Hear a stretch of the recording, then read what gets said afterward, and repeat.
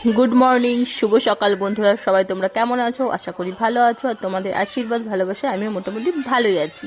তো দেখো, সকালে ঘুম থেকে উঠেই ফ্রেশ না হয়ে আগে যেই নিচে এসছে, তোমাদের দাদাভাই আমাকে গরম জল ধরিয়ে দিয়েছে। তো এটা আমার প্রতিদিনের রুটিন, প্রতিদিন সকালে এটা আমি করে থাকি।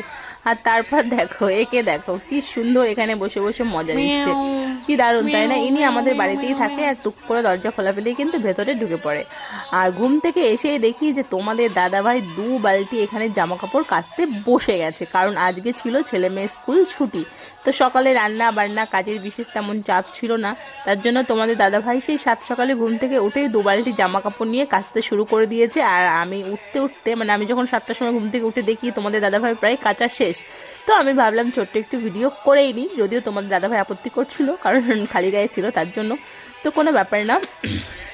হ্যাঁ, তো দেখো সকালের পরিবেশ কি সুন্দর, এখনো কিন্তু রোদ তেমন ওঠেনি, সবে উঠছে। তো বুঝতেই পারছো সকালবেলা। আর তারপর আমি এদিকে চলে এসে হাত মুখ ধুয়ে চাটা বসিয়ে দিলাম। তো এখানে দুধটা ফুটছে, চাটা দিয়ে দিলাম, হাত মুখ ধুয়ে দিলাম। ছেলে মেয়ে কিন্তু এখনো ওঠেনি, কারণ আজকে স্কুল ছুটি, শনিবার, তাই বুঝতেই পারছো কোনো চাপ নেই। তো যাই হোক, এবার চাটা করে চাটা খেয়ে ওদের ডেকে নেব। আর তোমাদের দাদা ভাই ওদিকে স্নান করছে, আমি ডাকছি যে তাড়াতাড়ি আসো, চা হয়ে গেছে।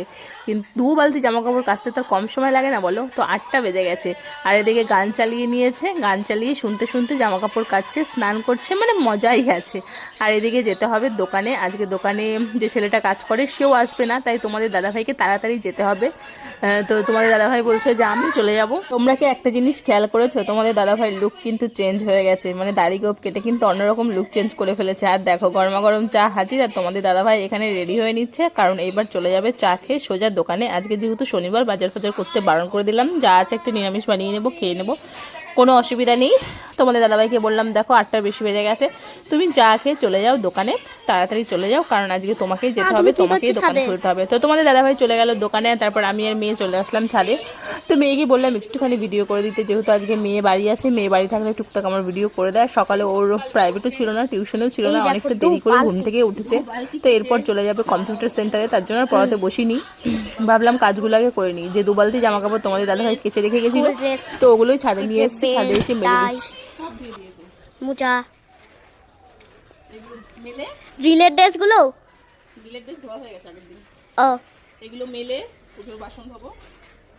রোদ উঠে গেছে আজকে সুন্দর।